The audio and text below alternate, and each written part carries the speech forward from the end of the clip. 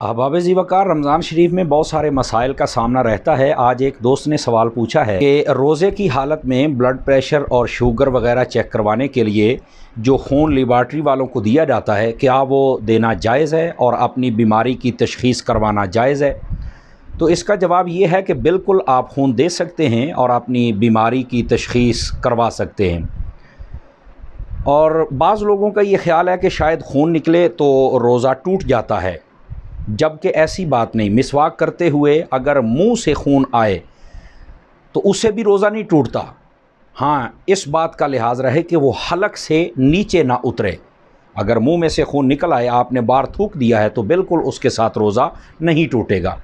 ऐसे ही खुदा न खास्ता किसी का एक्सीडेंट हो जाए तो उसके जिस्म के किसी हिस्से से अगर खून निकलना शुरू हो जाए तो उससे भी रोज़ा नहीं टूटता है।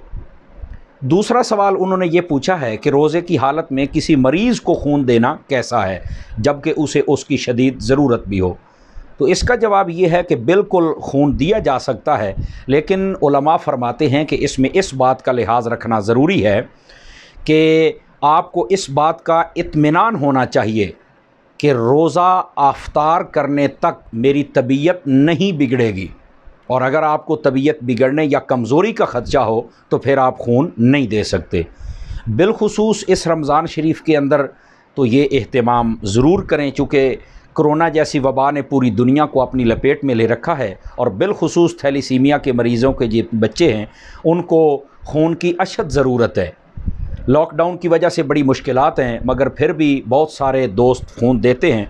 बिलखुसूस दावत इस्लामी ने इसका बड़ा एहतमाम किया है, तो जहाँ पर भी वो ऐसा कैंप लगाएं जहां पर ब्लड इकट्ठा किया जाता है, तो आप कोशिश करके ज़रूर जाएं और वहां पर खून जमा करवाएं। अल्लाह ताला दावत इस्लामी को भी और जितने अहबाब ताउन करते हैं उन सब को भी जज़ाए खैर अता फरमाए।